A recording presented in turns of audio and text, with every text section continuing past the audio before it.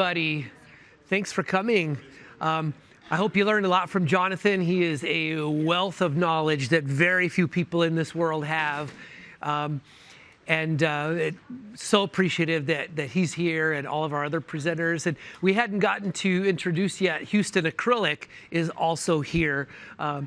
So we appreciate them coming and supporting this amazing Glowforge community as well. So what I'm going to be talking about today is I'm not doing like a how to use Inkscape. I'm going to talk about some time-saving things that I do in Inkscape that will probably work in whatever software you use. So I'm going to go through those for Inkscape, and you could probably translate it to whatever software you use to do your work.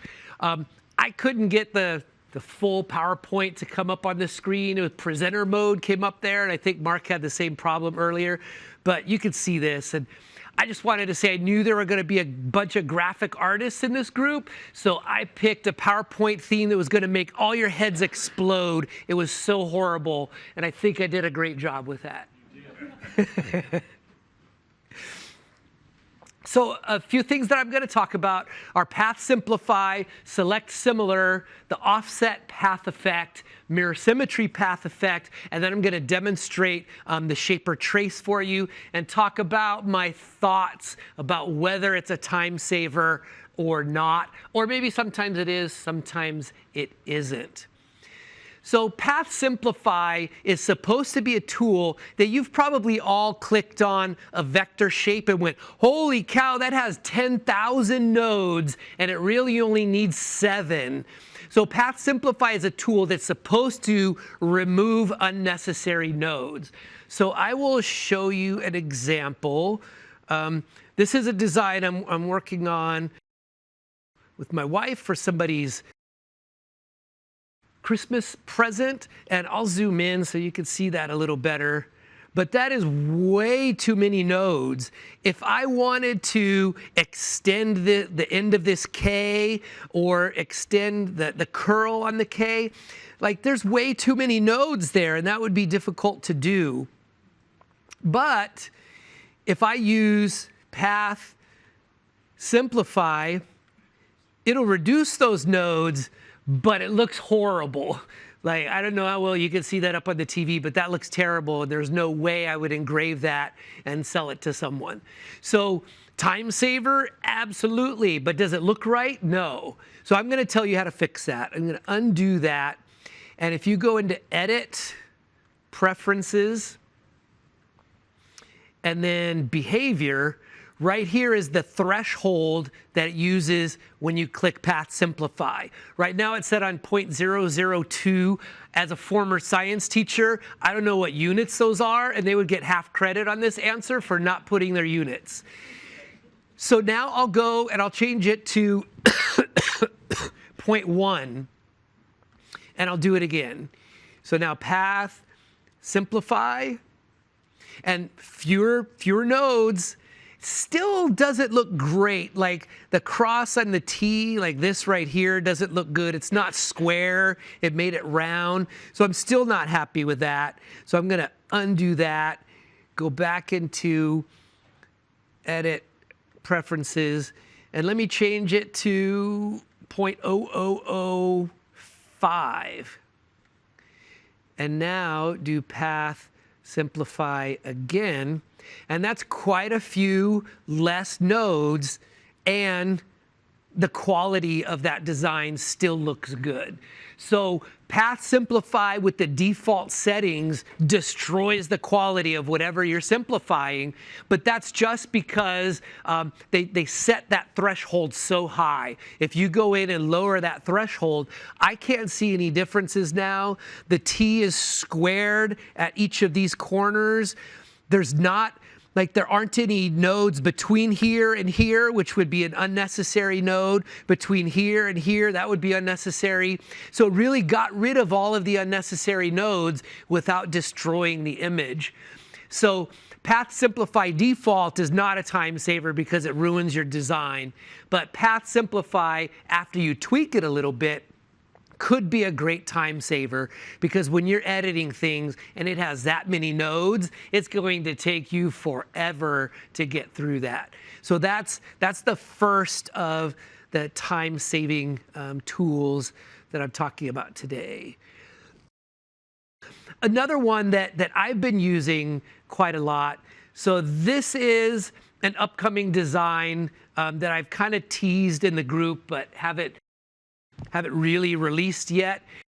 This is going to be a picture frame, a dog picture frame, and there'll be 100, I almost said species because I'm a scientist, 100 different dog breeds of dogs. And so when I do this, I do all these different fonts, but I only want it to show here where the frame is. So I'm going to end up unioning these all together, and then I use these two blue outline shapes to cut those texts, so the rest of it doesn't waste time engraving when it's just going to get cut off anyhow. But to do that, I would have to click this one, and then shift click this one, and then shift click this one, and then shift click this one. But then it starts unclicking if I go the wrong direction. If I do this one and then this one, it unclicks them because they overlap, and that takes forever. So what I learned is that if I select one, and then I go edit, select same, fill color, it just selected them all. And that took 2 seconds to select them all. And then I could just go path, union, and that was so much faster.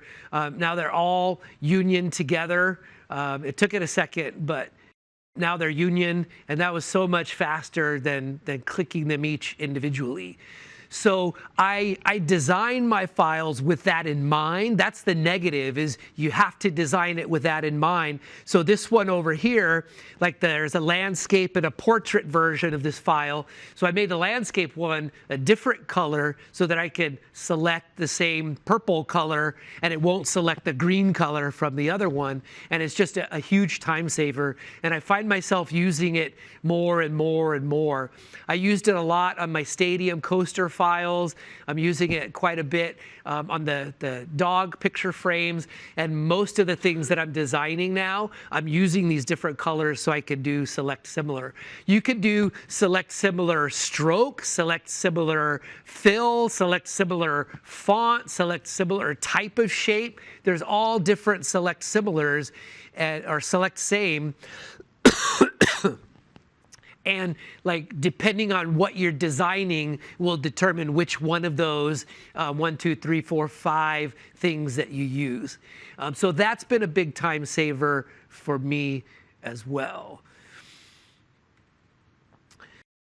So this one, I added something to that file just so I could demonstrate this to you. Like I have some, when I learn something, I want to teach the world about it. So as I was learning Inkscape, I was doing all these super basic, like how to union a word to a ring for an ornament. And then Inkscape did such major updates, and like all my old videos aren't even applicable anymore. So I have an old video where I was showing how to thicken a font, and it was by going path, dynamic offset, and then this diamond right here, you could grab it and stretch it, and you can make things thicker. But did you see, like, as I was stretching it, that line came out of the middle there? So that, like, that's a problem. There's a stray node in there somewhere, and you'll see people in the Glowforge groups often saying, I engraved this, and now there's this circle, or there's lines across it, and I don't know where it's coming from. And it's usually stray nodes because they use the dynamic offset tool. But there's now a much better tool that doesn't use the stray nodes, and unfortunately, I buried it deep in this video that nobody ever gets to the part of the video. I was talking about, like, what's new in the Inkscape update, and 80% of the way through this 35-minute video, I talk about this really valuable tool, and I should really make a video just about this tool. So I'm going to undo my way out of there. And then, so there's now I always have it up here in my toolbar up here because I use it so much. But if you don't, if you go Path Effects, and then you click the plus button down here, when I taught, it was a projector, so I keep turning and looking at where the projector would be projecting, even though it's up there. And then you click the plus, and then choose the Offset Path Effects tool. Now I could type in a number to tell it how much I want it offset. So I could offset it 0.1. I could offset it, let's say 1, and that'll be a really big offset. So it lets you have precise, so if you want to adjust for kerf, I know my kerf for my laser is 0.08 millimeters. So if I do an offset of 0.16 millimeters, I just adjust it for kerf, and that's super easy. So if you're doing a square or a circle, you can go in and manually change the size of it, but you can't do that for text. So for text, this Path Effects offset tool is how you adjust for kerf. So if I'm cutting the outside of something, I make it 0.16 millimeters bigger. And if I'm cutting something out and I want to keep the hole that it left behind, I make it 0.16 millimeter offset smaller. And that's it. That's all there is to adjusting kerf. You either make it 0.16 millimeters bigger or 0.16 millimeters smaller, based upon this Path Effects offset tool.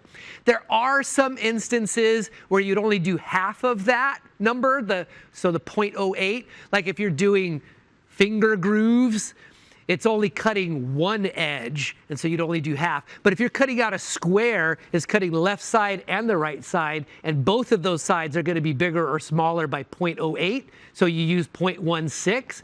But if you're doing a tongue and a groove, you do each one of them 0.08 because it's only cutting one side of it. So that's a really easy way. And notice when I did that, there's no weird lines or stray nodes coming out of this text. One thing you have to remember is that once you're done with this path effect, you have to convert it to a path by going path, object to path. And now it's just a regular old path. I could turn the fill off and turn the stroke on, and there you have it. I went way too far and it closed up all the letters, but it works. And I get asked a lot, like, how do I get rid of all that junk that's in the middle? So I hadn't planned on talking about that, but since it's there, I do that by going path, break apart. Now, each one of those is an individual piece. I did it twice because first it just broke the two words apart, and I wanted it to break the whole thing apart. And now I may have frozen it up. I did. Oh, man. Okay. So now I highlight it all, and I just shift-click the outlines so that they're not selected, and then hit delete, and they're all gone. And that's it. You got rid of all the center pieces. So that's an easy way to get just that clean outline. When you have holes in the middle, sometimes they're left over when you do an offset, and that's just my easy way of getting rid of all those little pieces. All right, mirror symmetry. I have another file to show you here. This one. So when you're making something, like I have a set of earrings that are like a Christian cross earring. And it's really hard when designing a shape like that to get the two sides perfectly symmetrical. I've had 25 files, like Valentine's Day files that have hearts. And I'll spend 2 hours trying to get the two lobes of the heart to look exactly the same. And I know I could just duplicate this, flip it, and move it. But if you use the path symmetry path effect, it was kind of like Cuddle showed earlier, where I could flip it, weld it, and then if I make adjustment to one side, the other side adjusts as well. Because I can't tell if this heart is going to look good when I flip it or not. I have a condition called aphantasia where I literally have no mind's eye. I cannot picture things in my head. I don't have any visual memories. I can't picture things in my head. So I can't imagine what that's going to look like when I flip it and connect it.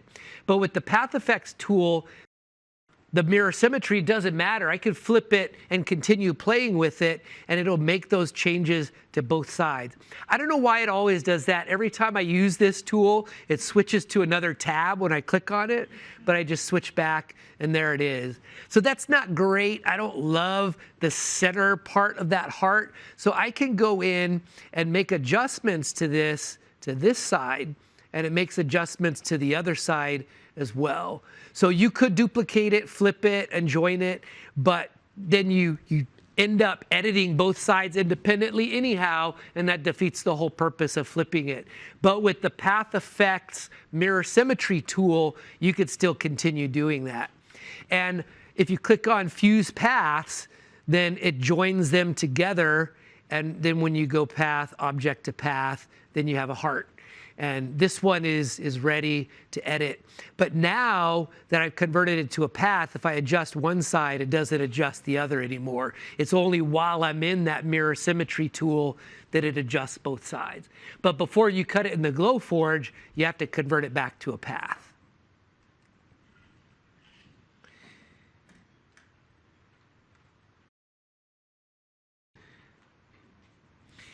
And then finally, we've talked about this Shaper Trace tool, and I know I put it somewhere. There it is. So this tool is designed so that you can take pictures with your phone, and it converts them to SVG files. So I thought it could do more than it could actually do, but what it does do, it does well. So I thought I could take this and put it under it and scan it, and it would give me an SVG file of this. But it does a really bad job of 3D objects. And not because it's a bad tool, but because it traces the top layer and the bottom layer and the shadows and the texture of the cardboard and the edges of the cardboard. And then you end up spending 6 hours editing the file when you could have just traced it by hand in 10 minutes. Something like this, probably, it would work on this because it's not very thick and it's not going to see the top edge and the bottom edge. But what it's really intended for is hand-drawn things.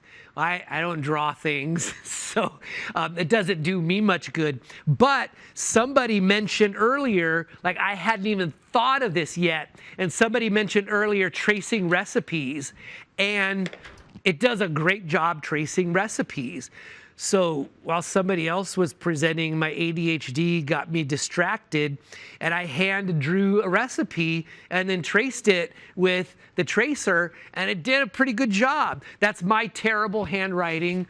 Don't blame the tool for my bad handwriting. Does it do photos too? Can you do a photograph? Or no? I've never tried it. It would be worth a shot if I could find, like, how about a photo of cats?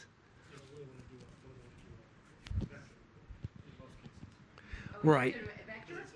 If it was a black and white photo, it might make sense, and then it's tracing. So I'll show you how to use it, and we can do an experiment. It has a QR code on the back, and all you do is scan that QR code with your camera, and it opens the app. And it's not even an app that you actually have to install on your phone. It's like a web app. There. It's a web app that just opens every time you scan that QR code. So it's no big deal. And then there it is. It's loading up. It's ready. It took me some time to realize I kept trying to get it perfectly over the top of it, and then I'd get an error, and it would say, take the picture at an angle. So I don't know why, but it works at an angle. So once I have the whole frame in the picture, it says ready to capture. I click it. And there it is. It looks absolutely terrible. So Mark was right. Tracing a photograph is probably not something you want to do. But let me try one of these little things. You want a solid background because it does trace the background if you don't. And so I will put that in there. Go back to the camera.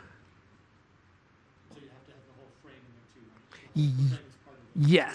Yes. And it looks like there was some light glaring off of it, so there's a little bit of extra, but otherwise, that's a pretty darn good SVG file of that little, that shape that it put in there. So for hand-drawn things and really flat things, it does a pretty good job. For anything with thickness or anything that's like photo quality and colors, it's not intended for that. I'm not saying it doesn't work well. It wasn't intended to do that in the first place.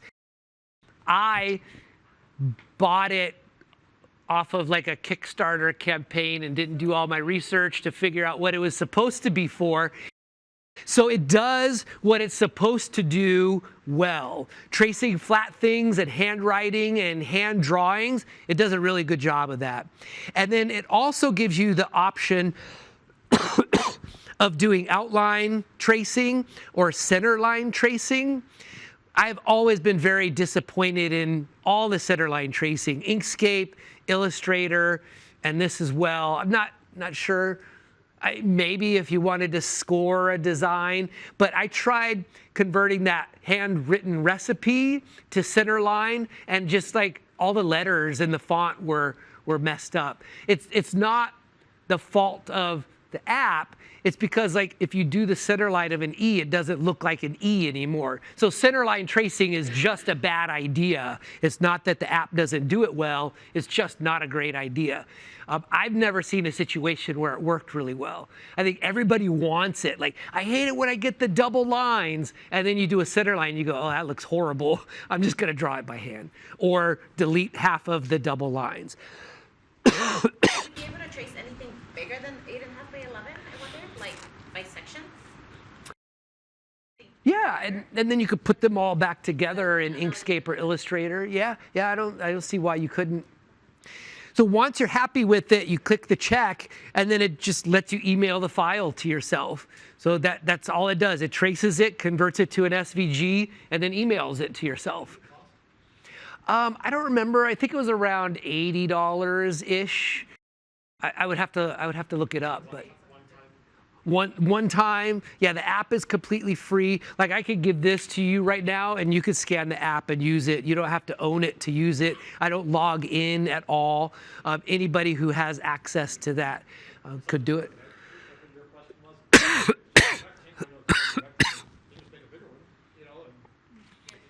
I thought the same thing, but there was somewhere along the way, like, it registers my device, and if somebody with a different device uses it, like, I have to like do two-factor authentication or something. Yeah.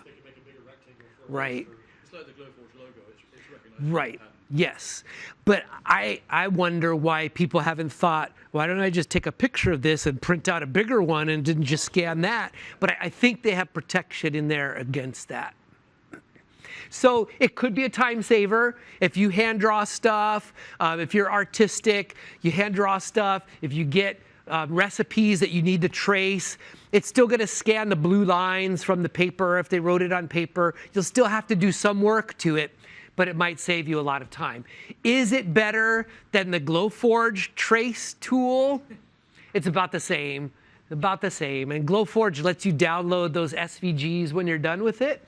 So do you need this on top of your Glowforge trace feature? Probably not. But if you have a different laser that doesn't trace, then it might be a good tool. You are able to download once you've done the scan on the Glowforge and then download that file? Yeah, as long as it's not a file you purchased from the Glowforge store, you can download SVGs of stuff that you have in the app. One big advantage is you install that in the background. So whenever you need That's true, absolutely. and I'm not, Yeah. that's not big enough for Yeah.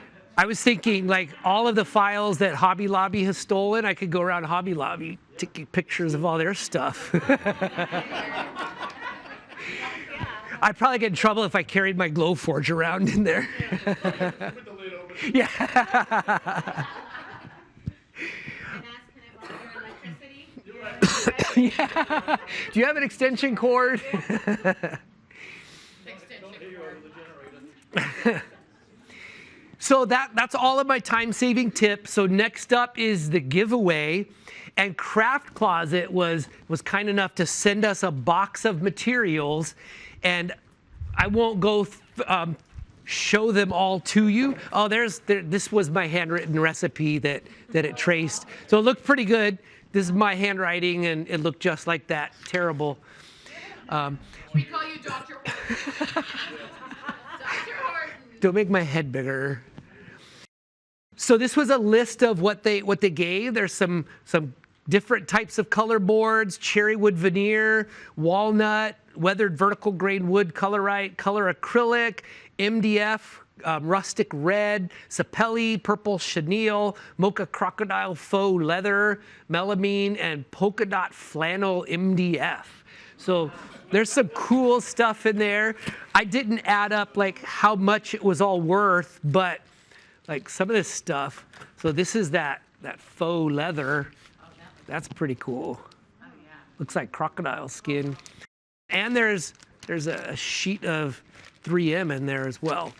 So we have a wheel of names here with everybody in it.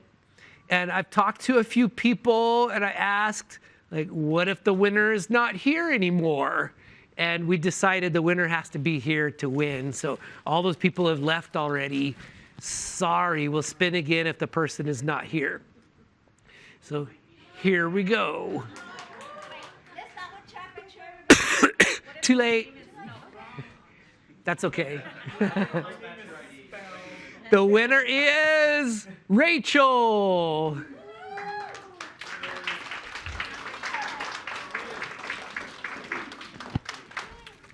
So thank you to Craft Closet for donating that. Another like big supporter of the Glowforge community. And there you go.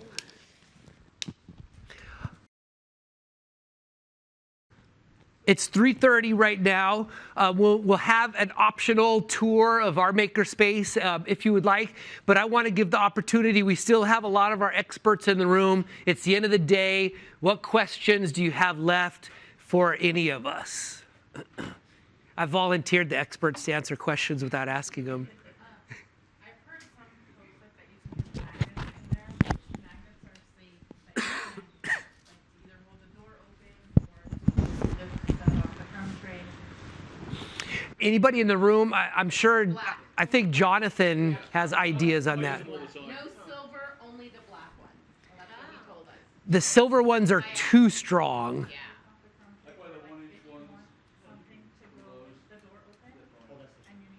Oh, I got you. So the door open trick, not magnet to hold like cardstock down to the crumb tray. Okay. Can you grab Jonathan? Okay, we'll get Jonathan to come and answer that question. I'm sure he knows. For magnets, I do silver neodymium on the block on the crumb trays. Okay. I've never had a problem with them. Oh, he told us not to use that. If They they're don't visit all the time. too strong, They're not visible. if they're too strong for you to peel up off of it, buy the ones that have either a hook or an eye on the top of it. So it's like a magnet that you could do. So someone said I'm a chick magnet? My phone number is 718-9. Wait. So I just wrap them in duct tape. Right, yeah. And then you just grab And it gives it a handle too. Yeah, right. Right. and so- they would like to learn about the magnet trick for opening the door on a non-pro. No?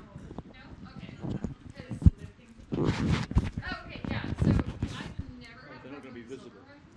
The only thing that I haven't done is I don't put them in the path of the head. If they're visible. So you just want to use under them the on the material. outside.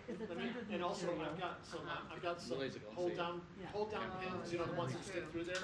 I've got a bunch of them I'll give away for free. Pins, yeah. And they're little risers that you can use instead of magnets. And so you can just cut them out of acrylic or out of MDF and let them break and just cut some more. It doesn't matter if they break. I use the tiny neodymium magnets on the crumb tray when I'm cutting cardstock or paper. It blows around in there, and then you cut your shape out that you want, and then it cuts right through it again because it blew away and then cut right over it. So I use the tiny little neodymiums to hold those down. Pins that can go down into them. I've got several that I've made out of that are different heights. And so they can just hold it up different heights, you know, stick them in there and put your stuff on it. That's a good There's idea. a lot of But I'll put 'em free on there and I'll stick 'em files away. for the Okay. risers, for the pins, for all of that stuff. There's a lot of free files. There's a ton of them. That you don't have to, there's people who sell them, you don't have to buy a file for that. I'll give it away, everybody will give it away too, so we'll make sure Yeah. you get it. And we probably should have talked about the Glowforge forum. There's a lot of cool free stuff on the Glowforge forum, including the pins and the risers and everything. I've seen a lot of people use just golf tees too.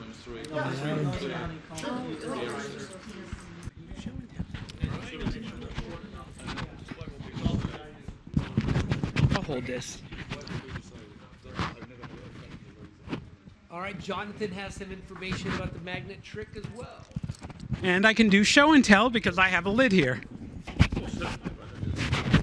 On the Glowforge lid, on the tippy top left and right, are little black plugs that are attached to little sensors right at these two rubber points.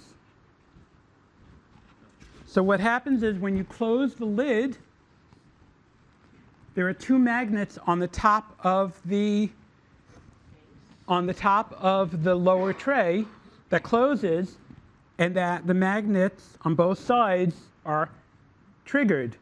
And that means it tells the Glowforge that the unit is closed. So what you do is you put a magnet here, tape a magnet here. Magnet here, again, your guide is the rubber. And so the tiny sensors are being fooled that the door is closed. So you put it on the front of the door? The front of the door. Okay, they're in there. And we should give the caveat. The caveat Don't being, try this at home. It is dangerous. You should have goggles on, and we're not responsible if anything bad right, happens. and putting your hand in to get a tattoo is painful. I can, So are you keeping it open so you could do deeper things that are bigger? no. Is that- What you're doing is, the reason for it is so you can put something longer in, Oh, okay. and you don't get a pass-through, but you get a half pass-through.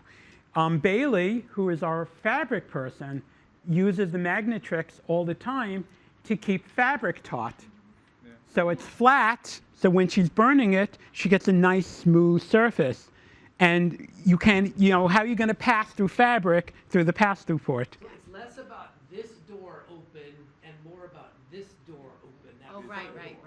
Got it. Also bear in And if you have a plus or a basic, again, it gives you more flexibility. And bear in mind that this may be really obvious, I don't know, but when the front door is open, of course, you're not containing smoke. It's going to come out the front. Yeah, but it's a minor amount. Yeah, I'm just saying it's not. It's going, right, it's not airtight, obviously. What I did in Frankenforge is I actually made a bypass button that electronically says there are magnets there. Because I wanted the safety that if I didn't want the magnet trick, because it's a pain in the neck, that, okay, I'm done with that, but now I have something else. Oh shit, it's burning. You pick up the cover and it's still burning because you still have the magnets on. Right. Are they any kind of magnets or the same one? Neodynes are fine, because it's far enough away from everything where it's not going to affect the laser head or the carriage tray. That's the famous magic trick. And again, if you Google lid magnet trick, there are plenty of videos on it as well. But since I had a lid here, made it easy. All right, what other questions do we have? Oh, and also just as you know, as you're putting the magnets on, you might not get it in the right place right away. Once they're both in the right spots, the lights brighten up. Right, and the lid open error goes away. Oh, Yep, that's yep, good to know, yep. Very, very, very accurate. Very good. Where there's a will, there's a way. Ow! Bill! Ow! Except to get a Glowforge to work without Wi-Fi. Yeah, We're right. trying that for a year. Not yet away. Then you're into it. Possibly. What other questions do you have for us? All right, then the rest of this is informal. You can hang out and continue talking. You can follow me to go on a tour of our makerspace. A 3-hour tour. A 3-hour tour. Or there are people who came from long distances and you can start the drive home. We've expressed our appreciation for all of our experts, but we appreciate all of you coming. Some of you came from very long distances as well to come and learn and share, and that's what makes this community so great. Like nobody spent a dime, nobody except Me, the team spent a dime, and we demanded that from the beginning, that this is going to be completely free. We're able to get this venue for free. I appreciate the school allowing me to use it. And we're talking about maybe doing more in the future, maybe rotate Riverside, Orange County, San Diego, every couple years, something like that. So we appreciate the community. We appreciate you coming, and we definitely appreciate all of our experts coming and helping us out. Rachel, congratulations on the wood.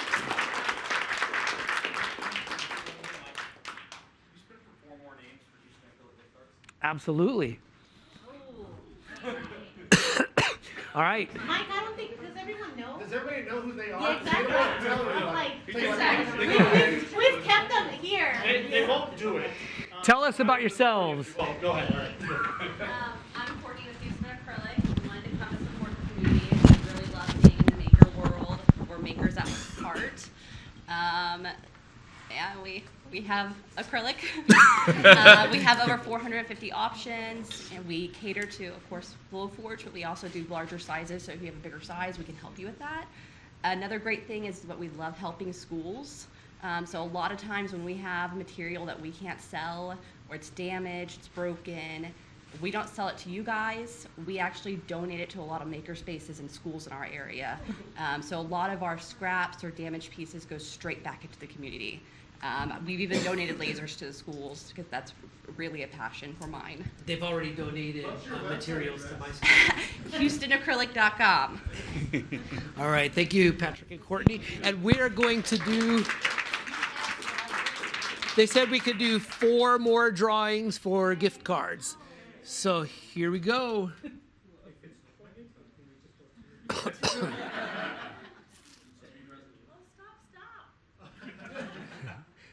Morgan. Is Morgan here? All right, Morgan. All right, next up we have... I keep looking that I'm going to be I'm here.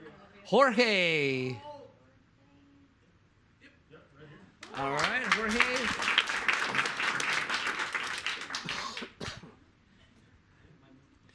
And, oh, that's a close one. Steve. All right, Steve. And one more. He's like, wrong Steve. Oh, looks like Can't win your own. No. one more. Congratulations, Patrick. You won your own prize. Just what I wanted. More acrylic. Oh, Crystal. And Crystal. All right. So should they come speak to you? All right. So the 4 winners, go ahead and speak to Patrick. Oh. How do you pronounce it?